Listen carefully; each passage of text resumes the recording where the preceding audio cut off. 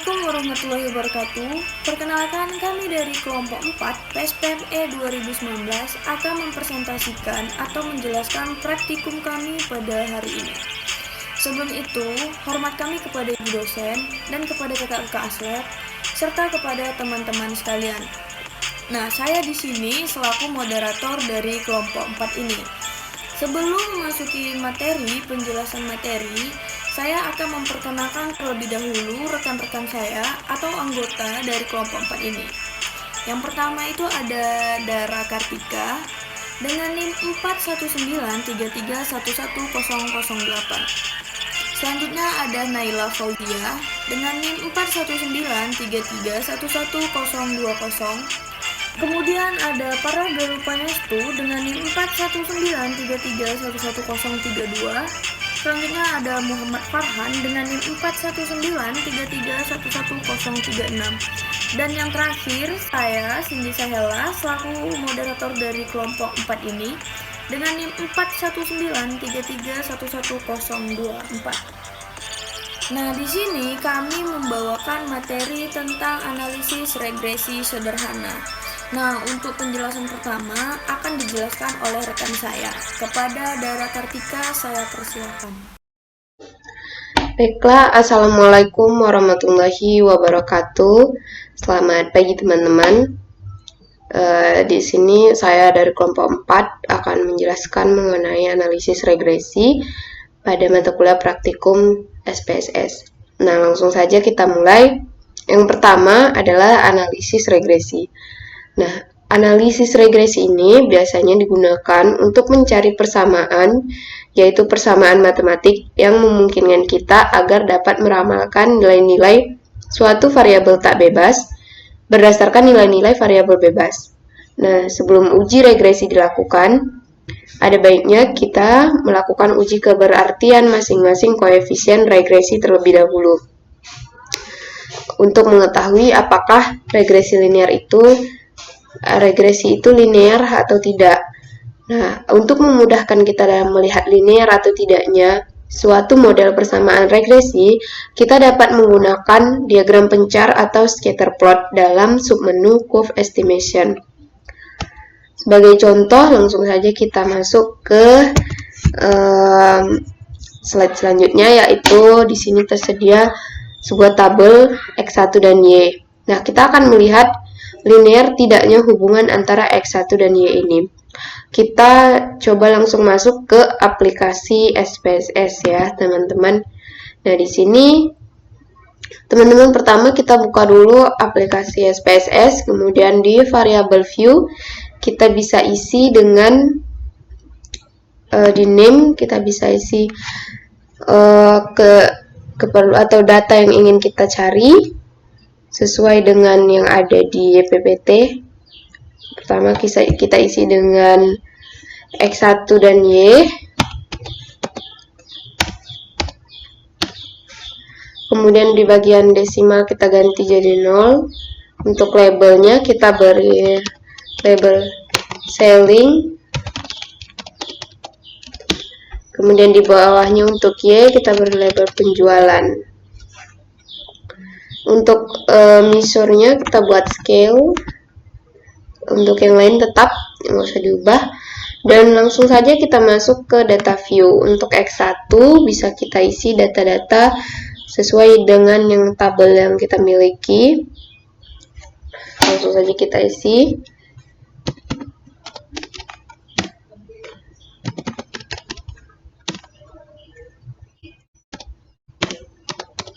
Untuk pengisian data di data view ini, teman-teman bisa melakukannya dengan mengcopy paste dari Excel, tetapi sebelum itu teman-teman harus membuat datanya di Excel terlebih dahulu, atau teman-teman bisa membuat manual seperti yang saya lakukan.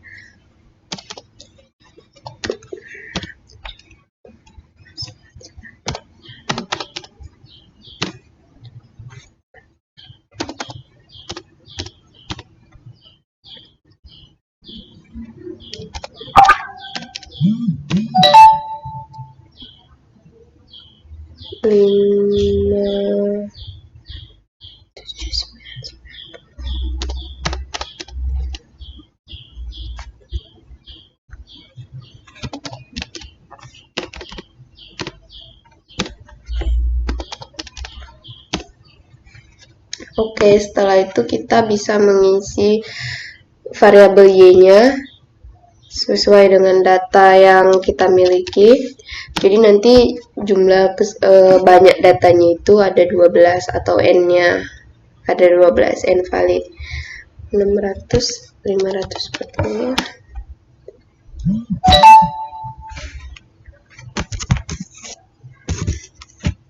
Hmm.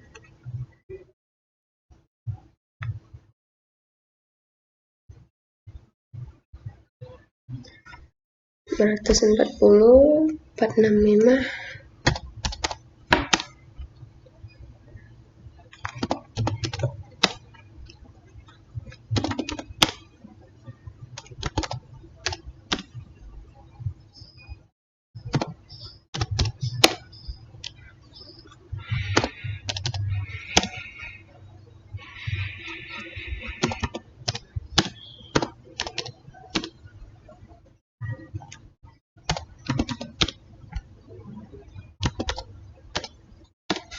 Nah, kemudian setelah kita menginput seluruh data pada data view, kita bisa masuk ke menu analyze untuk mendapatkan kurva dari hubungan linear atau tidaknya X1 dengan Y.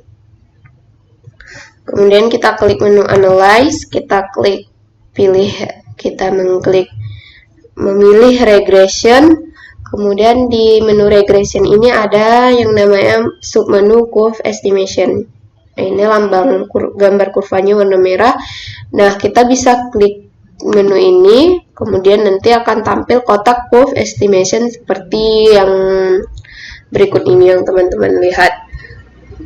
Kemudian selanjutnya di kotak ini, untuk variabel penjualan atau variabel Y, kita pindahkan ke kotak dependent S. Kemudian untuk menu selling yaitu X1, kita pindahkan ke kotak variabel. Kemudian kita bisa menceklis data-data yang akan dihasilkan nanti sesuai yang kita butuhkan. Kita bisa checklist display ANOVA table supaya nanti nampak kelihatan tabel ANOVA-nya. Kemudian jika sudah, kita bisa mengklik OK. Kemudian nanti akan tampil output seperti berikut. Nah, ini dia. Nah, jadi di sini ada curve fit. Yang pertama tabel model description, terus case processing summary, kemudian variable processing summary, kemudian penjualan. Untuk linearnya ada model summary, tabel ANOVA-nya, dan tabel koefisien. Dan ini adalah bentuk kurva dari hubungan linear antara X1 dan Y, seperti yang teman-teman bisa lihat. Nah, untuk selanjutnya yaitu baca outputnya akan dibacakan oleh rekan saya, Muhammad Farhan. Baiklah, di sini saya akan melanjutkan presentasi. Saya akan mencoba membacakan output dari analisis regresi. Nah, bisa kita lihat berdasarkan data yang sudah diolah, di mana pada tabel pertama yaitu tabel model description terdapat model name yaitu mod_1, dependent variable 1 yaitu penjualan, equation satunya linear, independent variabelnya yaitu selling, konstannya yaitu included, variable was, values, label, observation, in plots yaitu unspecifiednya. Yang kedua ada tabel cache processing summary. Nah, cache processing summary ini terdapat total cases n-nya 12, excluded casesnya 0, forecasted casesnya 0, newly created casesnya 0.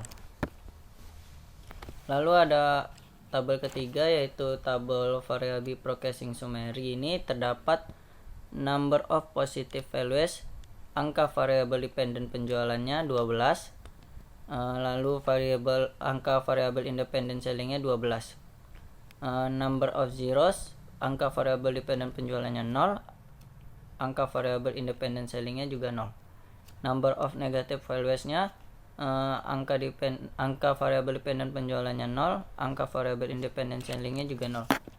Lalu ada number of missing values. Angka user missing pada variabel dependent penjualannya 0, pada variabel independent sellingnya juga 0. Pada sistem missing, angka variabel dependent penjualannya 0, angka variabel independent sellingnya juga 0.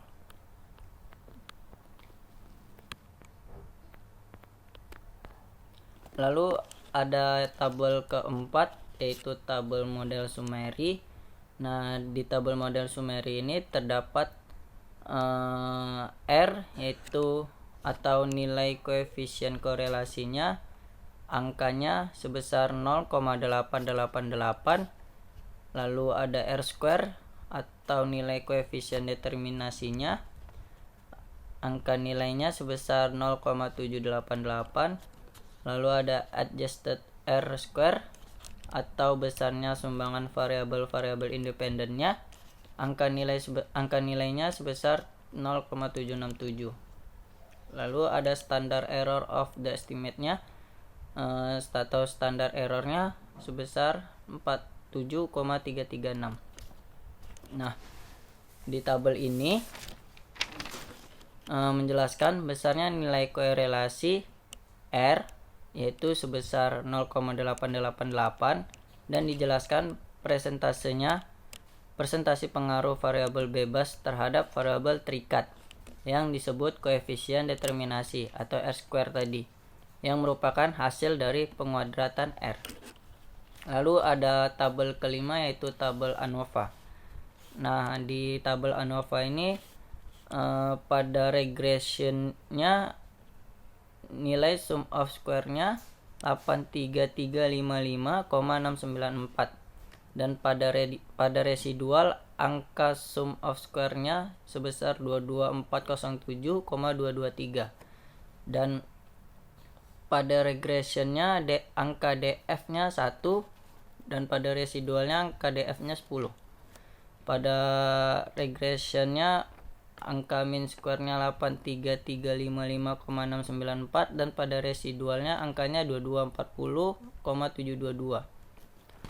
Lalu angka F hitung pada regressionnya 37,200, pada residualnya 0, dan signifikasi pada regressionnya besar 0. Nah, di tabel dan total sum of square-nya 105762,917.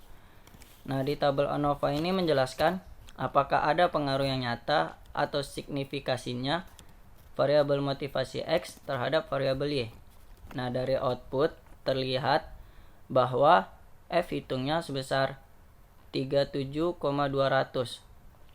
dengan tingkat signifikasinya atau probabilitasnya 0. Nah, maka model regresi ini dapat dipakai untuk memprediksi variabel hasil belajar dikarenakan 0 lebih kecil dari 0,05. Lalu ada variabel koefisien. Pada tabel koefisien ini terdapat angka selling dari unstandardized koefisiennya, sedangkan pada kolom B nilainya sebesar 0,033. Nah, sedangkan nilai konstannya dari unstandardized coefficient ini pada kolom B sebesar 193,540. Lalu angka selling dari standar errornya sebesar 0,005, sedangkan konstannya sebesar sedangkan standar error dari konstannya sebesar 41,326. Lalu angka selling dari standardized coefficient betanya 0,888, sedangkan konstannya 0.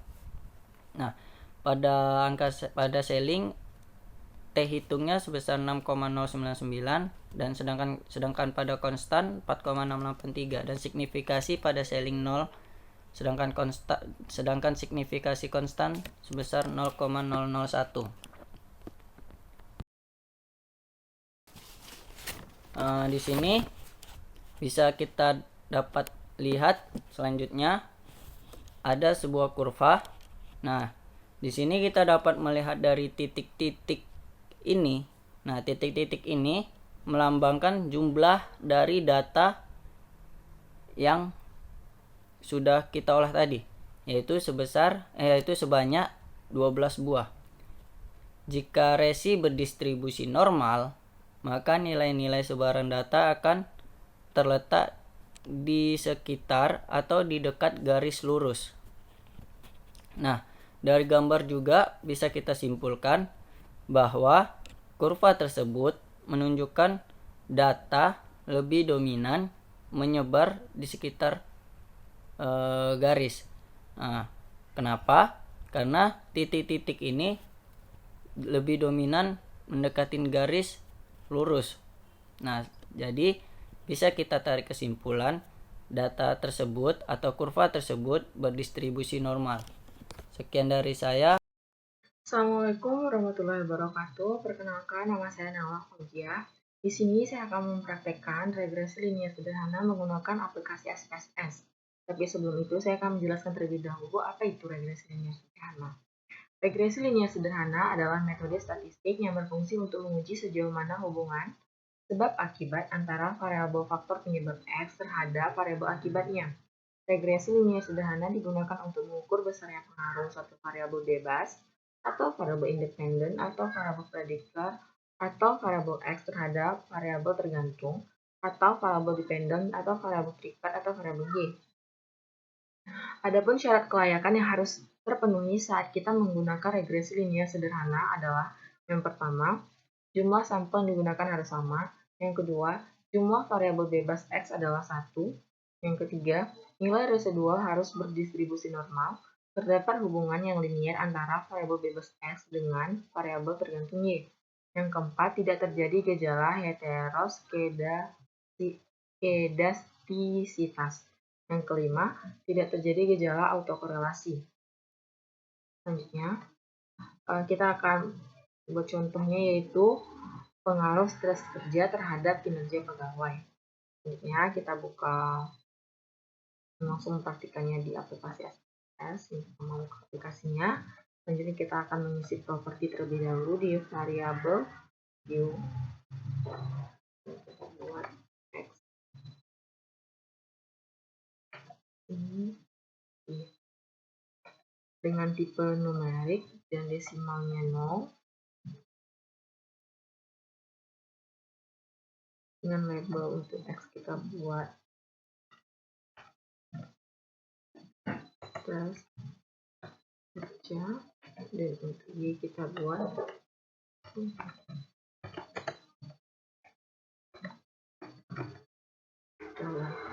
dengan unsurnya kita buat scale.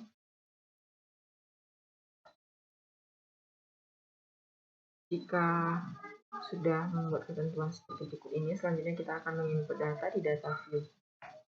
Sebelumnya saya sudah menginput data di atau yaitu tinggal copy.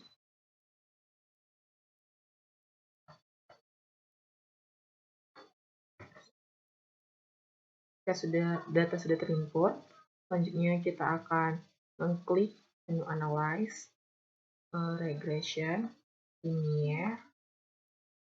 Selanjutnya kita akan memindahkan variabel stres kerja X ke dependent, kotak variabel dependent. Selanjutnya kita cek lagi ke variabel dependent. Selanjutnya kita mengklik menu statistik. Kita memilih model estimate, model fit, descriptive, dan collinearity diagnosis. Sudah sesuai, langsung kita klik continue. Jadi kita mengklik plots, itu dependent kita pindahkan ke variabel Y dan achieve rate kita pindahkan ke variabel X. Untuk standar residual plots-nya kita akan memilih normal probability plots. Selanjutnya continue. Ini kita mengklik menu option untuk entry-nya jika sudah 0,5 sudah sesuai. Selanjutnya removal 10 juga sudah sesuai. Ini kita mengklik continue, lalu kita klik OK. Tinggal menunggu hasil outputnya. Jika hasil outputnya sudah selesai, akan terdapat hasil seperti berikut ini. Sekian penjelasan dari saya. Selanjutnya, untuk membaca outputnya akan dilanjutkan oleh teman saya. Terima kasih. Baiklah, saya Paragaluh Pangestu. Di sini saya akan membacakan output dari regresi linier sederhana. Yang pertama ada tabel deskriptif statistik. Pada tabel deskriptif statistik terdapat nilai min atau rata-rata dari kinerja pegawai yaitu 24,00 dan nilai min atau nilai rata-rata dari stres kerja yaitu 22,33. Dan standar deviasi atau simpangan baku dari kinerja pegawai yaitu 2,296 dan standar deviasi dari stres kerja yaitu 3,651 dengan nilai N atau data yang valid yaitu sebanyak 12 data. Selanjutnya ada tabel correlation. Pada tabel correlation menunjukkan besar hubungan antara kinerja pegawai dengan stres kerja adalah 0,813. Selanjutnya ada variable entered. Pada variable entered menunjukkan metode yang digunakan. Namun dalam kasus di atas diketahui bahwa tidak terdapat variabel yang dikeluarkan.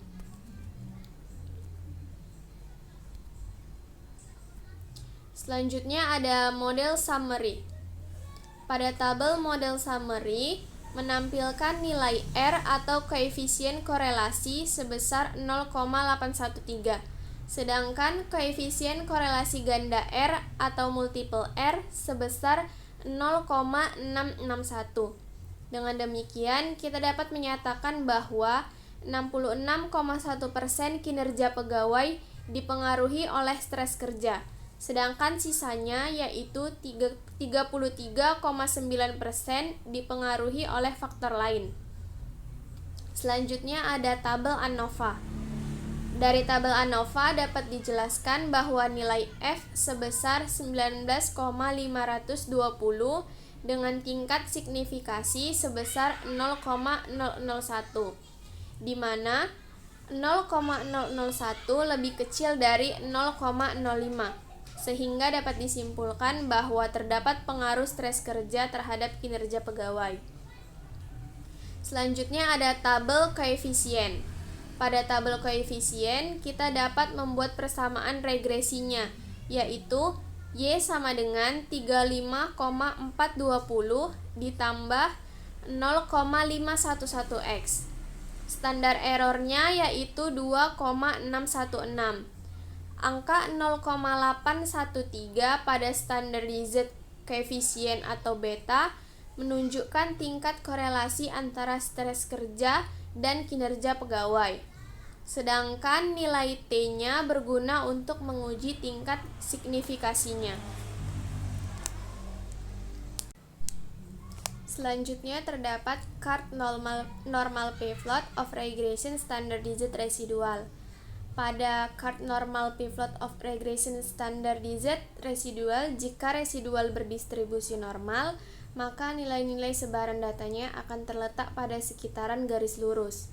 Namun, pada kurva yang terdapat di layar, terdapat penyebaran data yang tidak mendekati garis pada kurva tersebut, maka dapat disimpulkan bahwa data tersebut tidak normal. Adapun kesimpulan dari regresi linier sederhana yaitu berdasarkan penjelasan sebelumnya, dapat disimpulkan bahwa stres kerja atau X berpengaruh negatif terhadap kinerja pegawai atau Y dengan total pengaruh sebesar 66,1%. Pengaruh negatif ini bermakna semakin menurunnya stres kerja seorang karyawan atau pegawai, maka akan berpengaruh terhadap peningkatan kinerja pegawai tersebut. Demikian penjelasan dari saya, terima kasih. Dengan berakhirnya presentasi dari rekan kami, yaitu Paragaluh Pangestu, maka berakhir pula presentasi kami kali ini mengenai analisis regresi sederhana. Kurang dan lebihnya kami mohon maaf dan terima kasih. Saya akhiri dengan wabillahi taufiq wal hidayah. Wassalamualaikum warahmatullahi wabarakatuh.